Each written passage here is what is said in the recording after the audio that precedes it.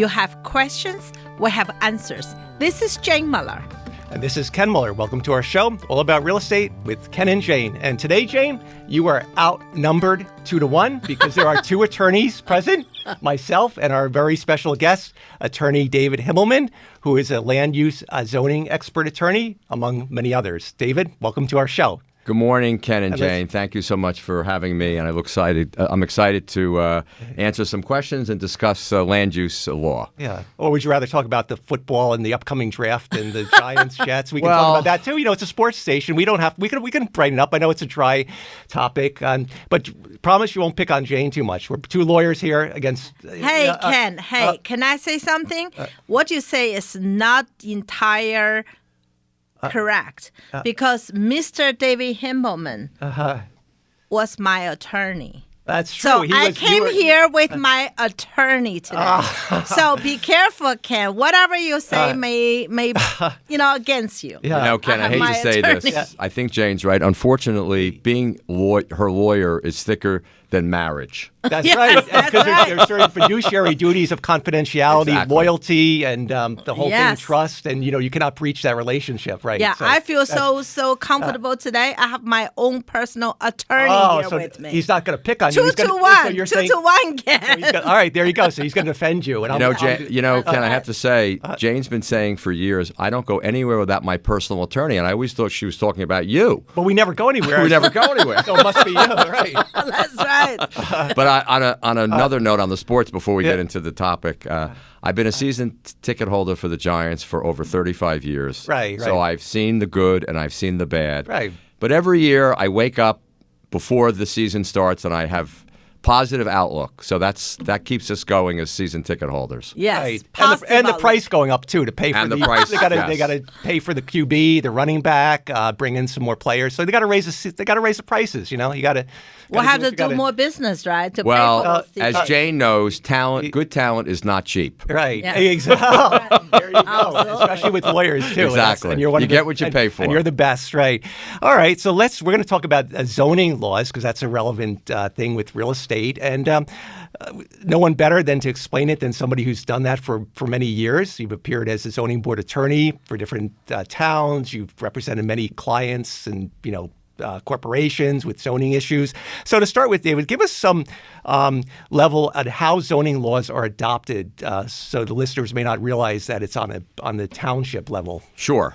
And again, thank you both for having me. So generally, how are zoning laws enacted? So the zoning laws in New Jersey really emanate from the New Jersey Constitution, and that the power to zone was delegated to the municipalities under the municipal land use law, which was enacted in 1975. And then what happens is the job to enact zoning laws then goes to the municipalities and in some cases regional jurisdictions. And that delegation then is inferred to, as you've indicated, Ken, to various planning and zoning boards who work with the local governing bodies to adopt a master plan which governs how the town is developed and built out according to the master plan. And that master plan can be amended from time to time, and it normally is. So applications then go to either the planning or the zoning board. We'll get into that a little bit later. And it's those respective boards' job to review the applicable zoning laws that's been delegated and approved under the master plan and whether deviations are appropriate or not. And that will depend on applications on a case-by-case basis. So that's generally how the zoning laws in New Jersey have been delegated to municipalities to administer. And the concept for a master plan, David, is that you want to put like things in like areas. You don't want commercial next to residential. So that's the whole concept of a master plan. You want to put your industrial, your warehouses in one section of a town, your residential in another section. You want to congregate like with like and not. So that's the whole concept of a master plan, where the zoning people get together and they say, well, what do we want to put in this section of town? What do we want to put in section B and C, et cetera? So, no question. And if you look at any municipality in New Jersey, you will see that it's not by accident that residential communities have developed in certain portions of a municipality or a town or a borough. The same with an industrial park or commercial park. And so it's often when you have commercial applications which are coming before a zoning or planning board, which may adjoin one of those other zones, whether it's residential or industrial, where you get into certain issues, and we can talk about that later. But generally, the municipalities have to look and have looked over a period of 50 or 60 years as to the best way to develop those areas. And for example, like in East Brunswick, where we all live, I mean, Route 18 has been our commercial corridor. Mm-hmm. But prior to the development of master plans, there were residents that were developed near and adjacent to the highway. Mm. Okay, and if you remember, Route 18 was a single road, one way. Right. Going each way. So ultimately, you had the East Brunswick Mall and you had other commercial development, but they literally were developed against these small homes. So over time, the town had to look at that and deal with those issues. Right. So I guess as times evolve and things change, the plan has to always be revisited, and you have to make considerations, right? Because what 50 years ago was a one-lane country road now is a highway. So if there was a house there that from 80 years ago, obviously that's not going to fit in with the current zoning, master plan conception. Right. And another, I guess, legislative or statutory authority that the municipalities have is under the New Jersey redevelopment law, which allows a municipality to look at certain properties that may be the subject of blight or may be underutilized. So in those cases, the municipalities can amend its master plan and create a redevelopment plan for particular portions of the town to try and rehabilitate or redevelop those portions. And we've seen that obviously throughout the state, particularly in Middlesex County, where these municipalities use that tool very effectively and can be really also a financial boom to municipalities because of the ability to generate more taxable rateables. So that's another zoning tool that municipalities now have as well. Right.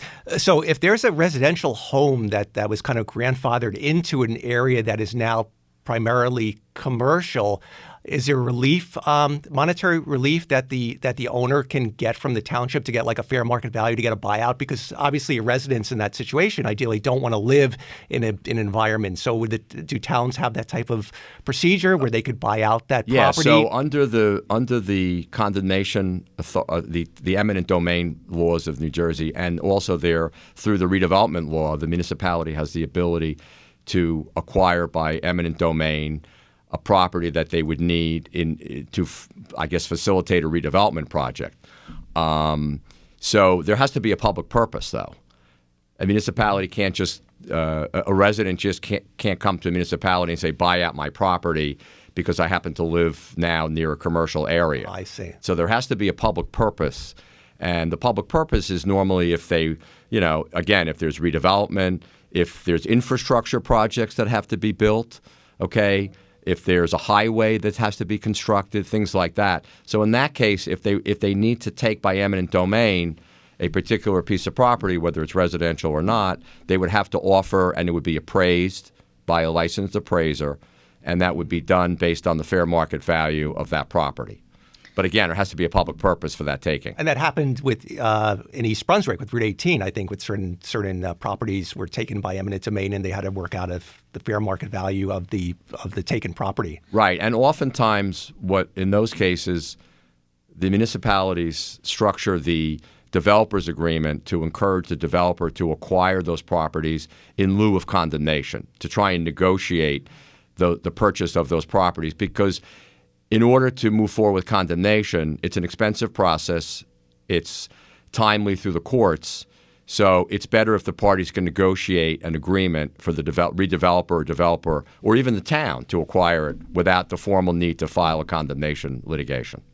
Mm-hmm. But how about if the township, as you said, the appraisal, right? The owner of the property disagree with the appraisal? And then what happens? Okay, so in that case, if there is a formal condemnation proceeding, then and the municipality has to have the property appraised because they have to put into court, they have to deposit into court the fair market value, what they believe pursuant to an expert appraisal report. Yeah.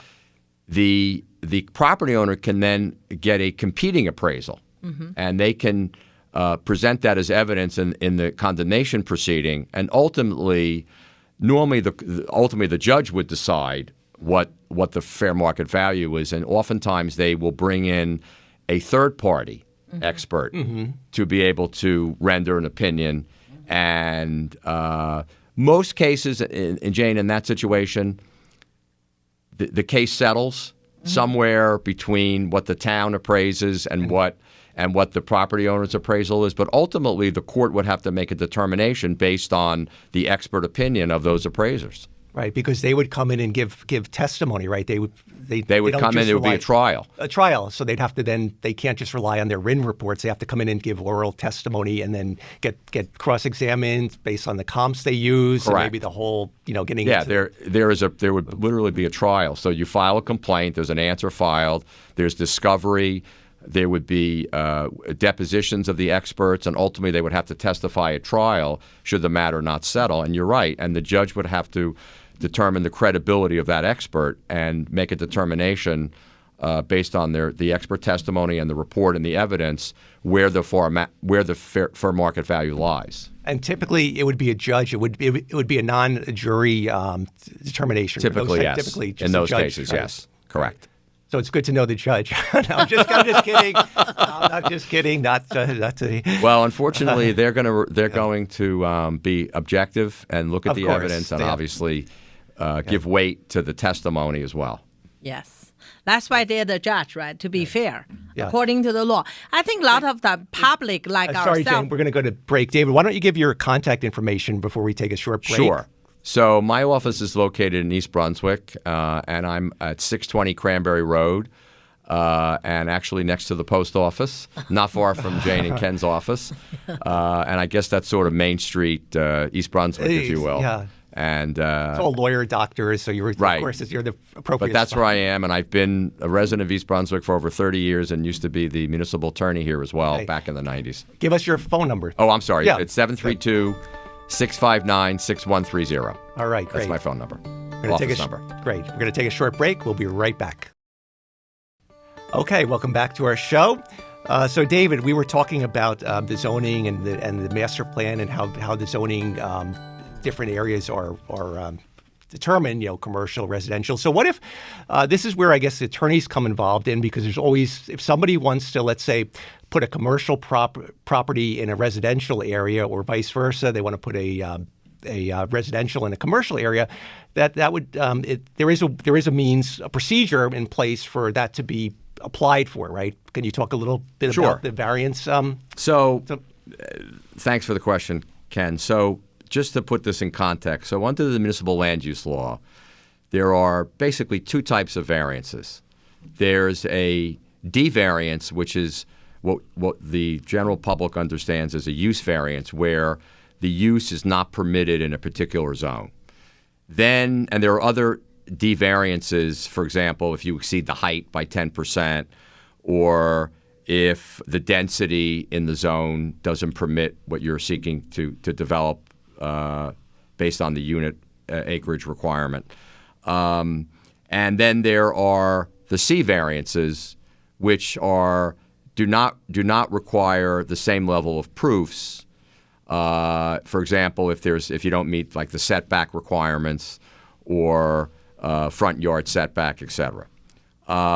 So normally you have to first assess, well, what type of development would a developer or applicant looking to seek, and then you have to determine, well, which board does this go to? Because there's two types of boards. There's the planning board, and there's the zoning board of adjustment. And the zoning board of adjustment hears cases involving D variances. So, for example, to your question, if you're looking to put a commercial building in a residential zone, that use is not permitted in the zone. Mm-hmm. Therefore, the zoning board of adjustment would have jurisdiction to hear that application. And the way that works is you would file an application, a land use application, before the zoning board, and they have to determine first whether they have jurisdiction under the municipal land use law. And if they do, then your application is reviewed. It would have to be deemed administratively complete, that you've complied with all the checklist requirements. Then you have to provide legal notice of your application to all property owners within 200 feet, because the intent of the municipal land use law is to give not only the public a right to hear and object to an application, but also those individuals who live in close proximity to the proposed development. So you have to serve written legal notice and publish that notice in a local newspaper. And in this case, under Gannett, it would be the Home News if we're looking for one of the towns in Middlesex County. The notice then is served on all those individuals, and then there's a hearing. And the way the hearing works is it's not quite a trial. It's a little less informal, but the role of the attorney is to bring expert witnesses to justify and support the relief that is sought. So that would be typically on a development of a commercial development, for example, you would hire a civil engineer. You would who's licensed in the state of New Jersey and can testify as an expert. You would hire a professional planner, someone who could testify as to the justification for the variance relief. And in this case, if it were D-variance, they would have to justify its impact on the surrounding properties and whether it's consistent with the master plan or intent of the zone plan. And then you could hire other experts. You could hire a traffic consultant, for example, if the board may be concerned about traffic issues, parking issues, impact to local streets and roads. You could hire real estate experts who could testify. So again, it depends on the nature of what the relief and the application that you're seeking, and all those experts would be qualified at a hearing. They'd be sworn in and they testify, and then there's a recording and transcript of that proceeding, because ultimately, if there is an appeal to the court needs to see the written transcript so that they understand exactly what happened at the hearing.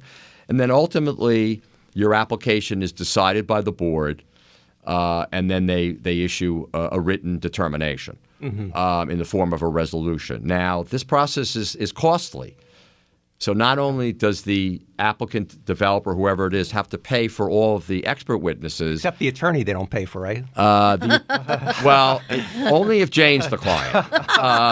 But no, seriously, yeah, they would pay for the attorney and all the experts. We want to see if anybody's still listening. That's right. I think there's echoing in the back this now. Morning, they're drinking the coffee. Right. I think the sirens are going off. And so then. But there's also application fees for the application to file with the town, and then they have escrow fees that the town requires. What is escrow fees? Well, that's because the planning or zoning board hires their own professional consultants to review the nature of the application. So they will issue a written report typically to the board and to the public, basically critiquing and assessing what the relief is sought and the justifications that the applicant has to establish, and the applicant pays for all that. So they pay for the municipality's experts as well. So if it's a substantial development application, the cost for something like this could be in the tens of thousands of dollars. Sure. So it's important, I guess, for anyone listening to understand that before you endeavor on a project like this, understand the expense, the involvement of the process, and also do your due diligence. Meet with the town. Don't just assume that you file an application and they're going to approve it and it's a rubber stamp. It doesn't work that way. It's very involved, and it oftentimes can take several years before you can get through an application. Right. It is very important to have right lawyer too. And I was sitting on East Brunswick zoning board for 3 years. I see time after time Mr. Himelman represent the application to come to the board. I have to say I admire your work ethic.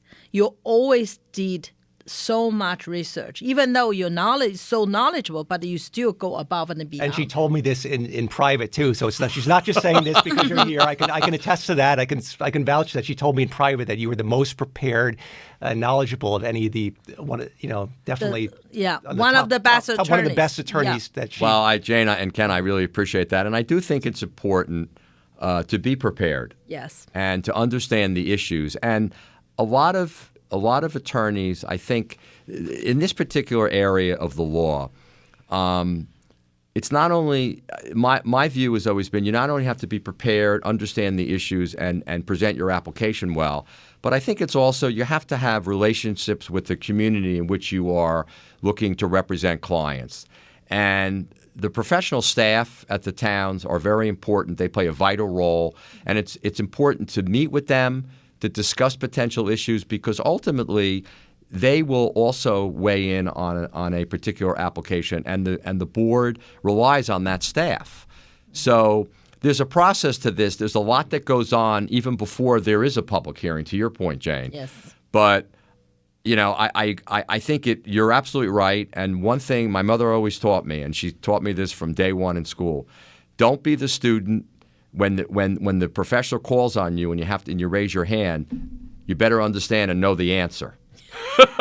Don't just assume, right? Yes, absolutely. So, but the point is that there is a lot of preparation that goes into this hearing process. So I will sit down, I will prep my witnesses, I will do testimony outlines. We'll have basically what's a dry run, and so that when we get to the hearing, it's organized. We present the case well, and I think that goes a long way in understanding from the Planning or Zoning Board's perspective to really getting their arms around the issue. If it's detailed and it's presented in an organized fashion, the board can understand it, and so can the staff. Oftentimes you see, I've been in the audience waiting for my application to be heard, and you could see that always isn't the case. Yes, I know. And the applicants tend to be a little confused and not always presenting the information correctly, and that does not bode well when you're trying to convince a board, particular planning or zoning board, to act favorably upon your application. Before that, David, I have to say one thing, right? Because you're so knowledgeable and you're so honest, and when someone come to you, say, hey, I'm thinking about doing this application, you always give them the right advice before they go that. You will say, you know what? Right? You used to say, most likely you have these issues, right? Most likely you're not going to get approved because of this and that. So for that, I really applaud you. Well, and I think that's an excellent point, Jane. And so, in the last 35 years I've been doing this, and I'm not saying this because I'm trying to pat myself on the back, but I've had a lot more approvals before Planning and Zoning Board than denials. Yes. And the reason for that is, in addition to the preparation and the research and being organized, is being able to judge and make a determination and a recommendation to a client before they even proceed with an application, because I'm not looking to just take a client's funding or money just for the sake of doing that. I want the client to be successful. Yes. Okay? So I look at it as though it's hand in glove. I'm representing a particular client, but at the end, it's my reputation also that's on the line. And also, I don't want the client to feel as though they didn't get the right advice. Yes, absolutely. So oftentimes what I do is I will meet with the town. I will speak to people. I will analyze and assess whether this is something that has viability. And also you have to be concerned, will there be objectors to this? What were the objectors? What will the objectors raise? What points will they make? And listen, the members of the Zoning and Planning Board, they're volunteers. Yes. They live in the community. And the residents show up. And the residents show up. And the board is going to be sensitive to those complaints or those objectives. And you have to be prepared to address those. So oftentimes, I've had situations before we even filed an application, I'll often meet with the residents that are surrounding the particular project and listen to them and understand what their concerns might be, because then my engineer, my planner, my traffic consultant, my other experts can weigh in and respond to those before we even get to a hearing. So it gives the residents a sense, hey, they're out here, they're meeting with us before they even file an application, and I guess they're serious, so we're willing to listen. Yes. And that's important. And I think the board and the professional staff respect that. Yes, absolutely. Right. In about 1 minute, David, we're out of time. Yes. But let's say that you lose, the zoning board denies the application. On what grounds can you appeal it to the court? Because I thought it's basically a factual determination that it's not in the best interest of the township, so the board can vote. Let's say they deny they deny it and the appeal process, what would the court look at Well, the court's going to look at, first of all, you would file what's called a prerogative writ complaint. Basically, the court's going to rely on the record below. There's no new factual and legal. Right. There's no – so on the legal end, the court's going to look at, was the board's decision arbitrary and capricious? Okay. Based on the record below, did the planning or zoning board, as the case might be, did they make a reasonable determination based on the facts? Was there sufficient expert testimony presented? And the other issue is, and there's been some recent cases on this, did the board proffer their own experts?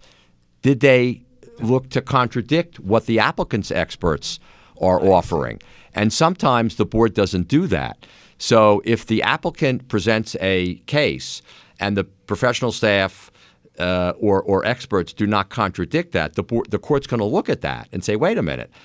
Then if you didn't have any contradicting evidence, maybe the board did act unreasonable. Okay, all good stuff. Yeah. We're out of time. Yeah. Once again, please give the audience your telephone number if they want to reach out to you. So my telephone number is 732-659-6130. And again, my office is in East Brunswick on Cranberry Road. And thank you, Jane and Ken, and for radio hosting, and I appreciate it. Wow, thank you so much. That was quite informative. We got to go. We're out of time. See you next week.